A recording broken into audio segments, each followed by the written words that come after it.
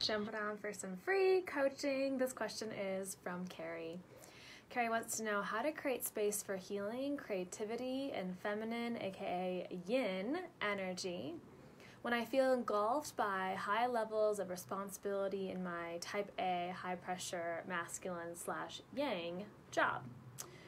So when we are the type A, when we are the go-doers, and we probably hold ourselves to really high standards as well, it's so important to create space for the B, for the silence, the space. And part of that, and part of my answer to you today, Carrie, is that you just have to decide. So how do we create space for all these things that we want more of? Well, we decide that we're going to create the space for them, and then we make the time. Time, space, reality, continuum, it's all just an illusion. And we can always choose to create the space for this. And it does not necessarily mean waking up an hour early or waiting to go to bed until midnight or something. It doesn't have to be that you're sacrificing your sleep to create this time, but instead it can be something that you infuse into your day and allow it to be part of everything that you do, allowing your feminine to really just blossom and weave through into your everyday tasks. But in the beginning, we have to decide that that's something we're going to intentionally create more of, or that we are going to weave into our lives. So the first part is decide. Decide that you want to weave more of this feminine in, because it's totally possible. You can be in a more masculine dominant either specific role in your company that you're working at, the job that you work at, or you can just be surrounded by more men in your job. Either way, you can still bring your feminine to the table, and that's actually one of your attributes, your strengths in how you get to show up in the world as well. And so instead of feeling like I have to be, that like doer and overachiever and type A and a more masculine job setting, let's actually bring in some of your feminine and see how that makes you even stronger by balancing those energies within you that are inherent within all of us, and allows us to really see our own full power. So again, first part is decide. Second, making the space. After we've made the decision, I'm going to make space for this, it might mean waking up 5 minutes earlier and starting your day with silence, because the feminine's also the B. It's the stillness. It's the opening yourself up to your intuition and to your creativity versus going and taking action and checking the boxes off of your to-do list. And so it could look like that, and if that feels aligned for you, then by all means, wake up 5 minutes earlier and start your day with some divine silence.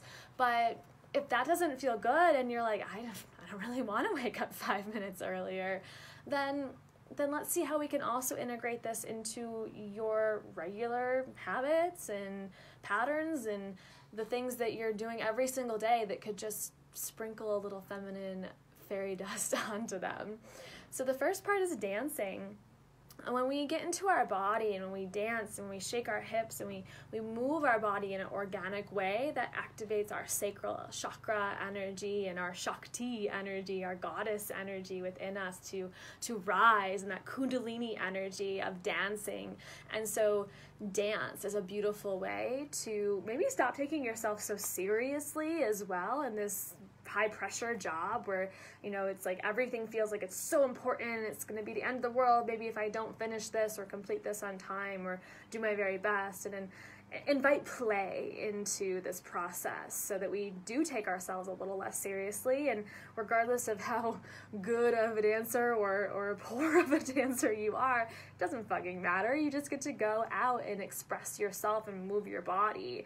I consider myself very amateur dancer, And I love to do this. In my office, I'll close the door, I'll turn the music up, and I'll dance. And so you can do that to start your day. You can do that as a midday break. If you're in a more like cubicle office setting, go into a bathroom stall and just dance for a second.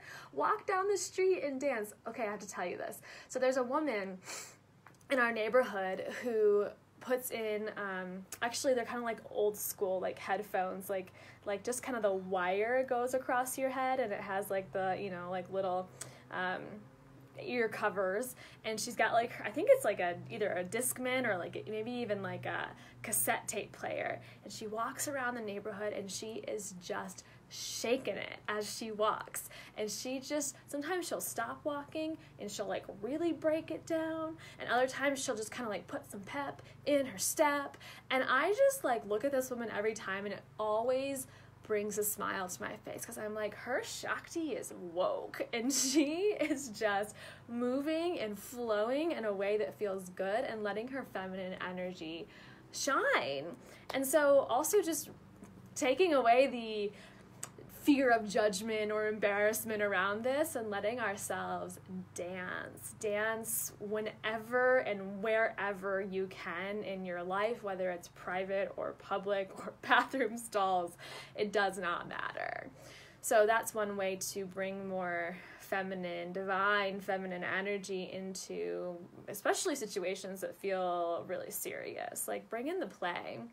You can also just adorn. So adornment is part of our feminine energy, and so you can adorn your space with things that make you happy, that make you smile, that make you feel feminine. And so that might be, for any of you listening who have a desk space that you work at, it might be bringing in some, like I have this really beautiful orchid on my desk, and it just makes me feel really happy every single time I look at this orchid, and the color pink, and I have crystals in my space. And it might be something else that makes you smile, like a picture of your children or of your family or of your partner or of your whoever, or just a picture that makes you happy, that's not of people you know, but instead maybe just like a beautiful mandala or Shakti, like bringing in some goddesses.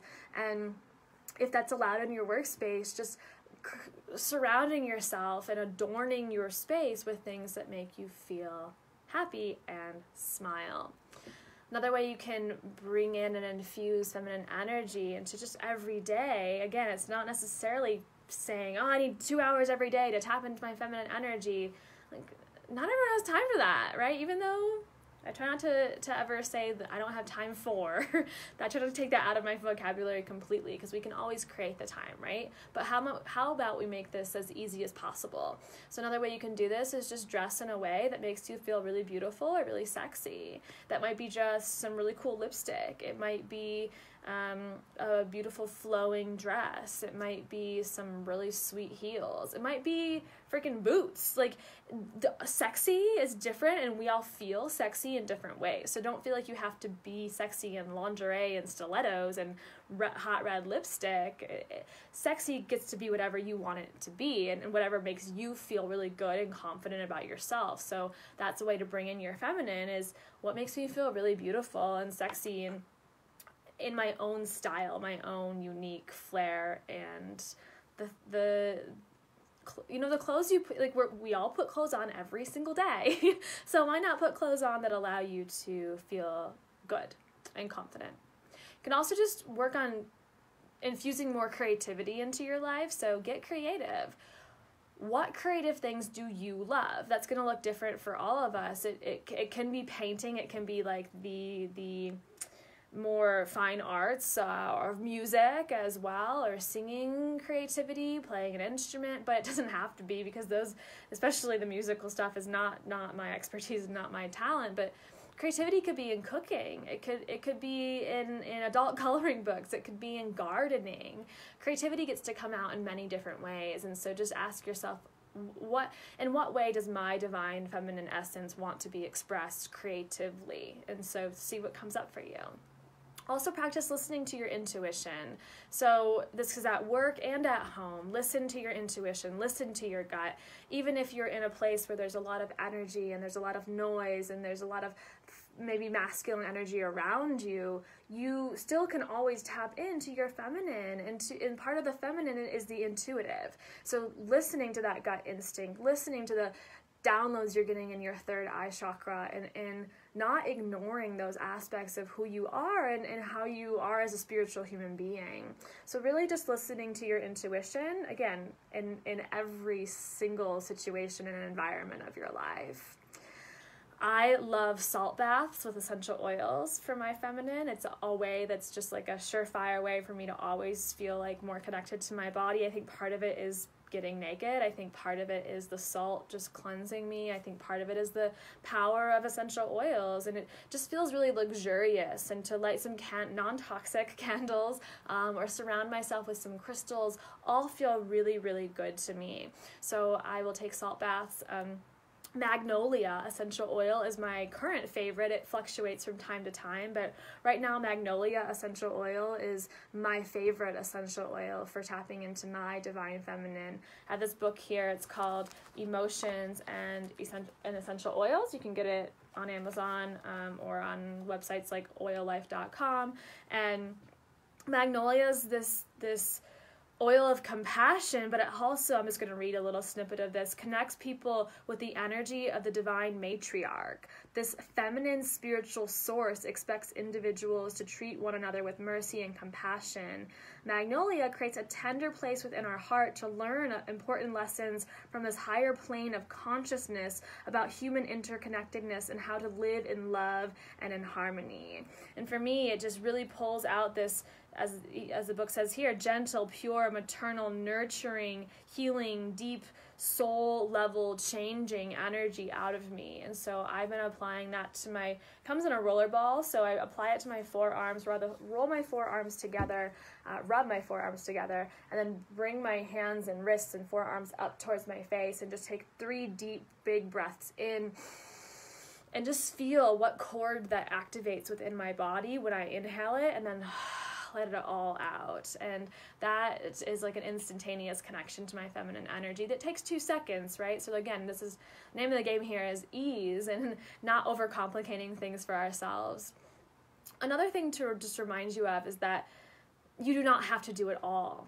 That it's okay to outsource. It's okay to ask for help. The feminine is our receiving side. It's our left side. And I think of my left palm as just, sometimes I'll just hold my left palm up and let the palm face up towards the sky, the heavens, the universe, and spirit, and just allow myself to receive. And everything in my life that I do receive in any given day, I have a mantra, which is, I can receive this. Thank you, universe. I can receive this. Or thank you, universe. I would like more of this. I can not only receive this, but I would like a little bit more.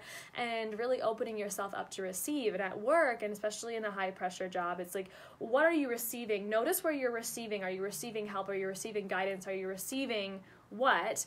And notice all of that, and just become more aware of it as you do go throughout your day.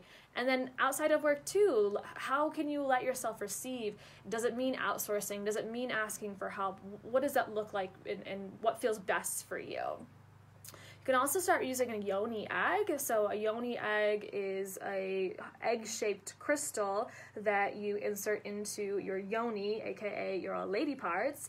And what that does, and I especially love rose quartz for this, a rose quartz yoni egg, it's to help heal and to activate the sacral chakra. So especially if you've been on birth control, had any sort of IUD, it doesn't matter what type of birth control, but I find especially with IUDs, like there's this blockage, this trauma, this energy that's heavy that's residing within the yoni, and to be able to cleanse and release that also opens us up to our feminine energy. So a yoni egg practice, if you have more questions, just shoot me a message, and I have a source for you to purchase them if you need as well. But it helps to heal and activate that sacral chakra, which is so important in expressing our creativity, expressing our fieriness and our sexiness and our sensuality and that creative energy. The feminine's also cyclical, just like we cycle as women with our menstruation. there's the moon cycle as well. And so any sort of ritual around the moon helps you connect into your feminine, and just it's a reminder that we're ever evolving and changing as human beings. And those rituals around full moon and new moon are so inherent in our ancestry and our history, and it's a beautiful opportunity to connect into your feminine. So think of that, it's like twice a month. That's, again, not super time consuming, but twice a month you're just tapping into intention setting, and also a reflection and a releasing energy depending on which moon it is. A few more things. Child's pose in yoga. Just if you don't know what that looks like, I can't show you right this second, so you can Google it, but child's pose is a beautiful posture.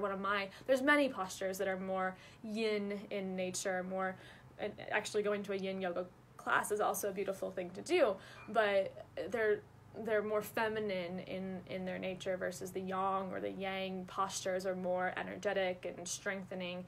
The yin is more nurturing, and child's pose is one of my favorite yoga postures for activating the feminine. It's a beautiful one to do if you ever have any sort of menstrual cramps as well, but it just feels, in itself, in that word child, it's a nurturing posture. And so just plopping into a child's pose anywhere is a beautiful thing to do whenever you feel like really disconnected to your feminine, or really overworked and like you're so much in that masculine energy. And I mentioned rose quartz yoni egg, but I think rose quartz crystals in general are really beautiful to put on your heart, or to nuzzle into your bra, or carry in your purse, or put into your pocket, or underneath your bed, or on your nightstand. So it's just this divine and awakened heart chakra energy that is also rising within you, and you have that vibration of the crystal to constantly be kind of anchoring you back to what this intention is, which is awakening and honoring and balancing this feminine energy that is, again, inherent within all human beings, male and female. Okay, I hope this has been super helpful, Carrie.